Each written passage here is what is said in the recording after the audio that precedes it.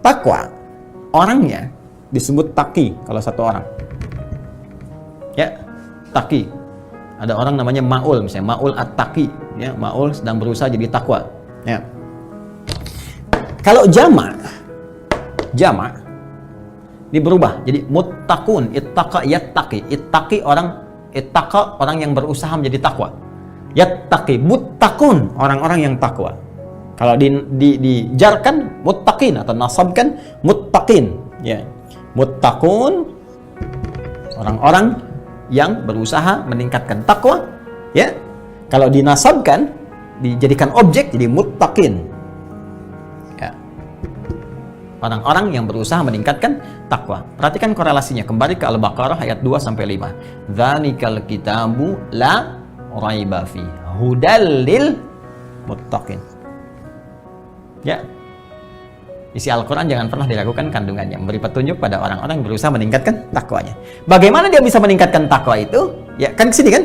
Semakin kau tingkatkan takwa, takwa akan menutup sifat burukmu, kan? Fujurnya hilang, kan? Yang muncul nilai-nilai kebaikannya, maka cenderung bahagia, cenderung sukses. Bagaimana meningkatkan takwa itu? Kembali lagi ke Al-Baqarah ayat 3 dan 4. Alladzina yu'minuna bil ghaib wa yuqimunas shalah, shalah meningkatkan takwa. Wa mimma razaqnahum yunfiqun, infak meningkatkan takwa. Walladzina yu'minuna bima unzila ilaik, berinteraksi dengan Al-Qur'an meningkatkan takwa. Puasa meningkatkan takwa, haji meningkatkan takwa, zikir meningkatkan takwa. Karena itu ketika orang sholat, ya, diminta oleh Allah menunaikan sholat, sebetulnya, maaf, kewajiban yang melekat pada sholat bukan sekedar ingin menuntut kita hanya mengerjakan sebagai ritual, bukan. Anda nggak sholat, nggak ruku, nggak sujud pun, semuka langit nggak sujud dan ruku, tidak akan menurunkan status Allah sebagai Tuhan. Allah nggak butuh dengan sholat kita, yang butuh kita. Karena manfaat sholat ini sendiri, sholat adalah bagian dari amalan takwa. Ya, masih ingat korelasinya? Ketika takwa dikerjakan, ya, naik takwanya, maka potensi ini akan mulai menutup sifat-sifat fujurnya. Fujur ini kan kumpulan nilai-nilai yang tadi, yang negatif tadi. Ya, yang cenderung membawa pada nilai-nilai keburukan.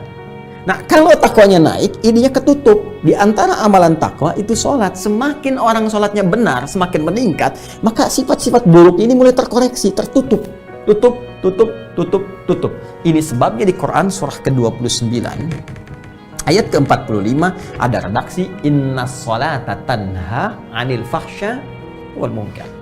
Sungguh, sholat kalau benar dikerjakan akan berpotensi mencegah perbuatan keji dan mungkar. Makanya saya sering katakan, orang kalau sholat benar, ya, benar aja sholatnya, maka sudah, pasti jadi orang baik. Itulah sebabnya dalam Islam, dari sejak anak dini itu yang dituntut sholatnya. Kalau sholatnya sudah benar, dewasanya pasti jadi orang baik. Demi Allah saya katakan, orang benar sholat aja, nggak mungkin korupsi. Saya lagi, jari tahiyat, nggak akan pernah dipakai maksiat. Ya, nggak ada pelaku kriminal kalau sholatnya benar. Karena akan tercegah, di hatinya itu ada dorongan kuat untuk mencegah. Jangan lakukan, itu nggak benar.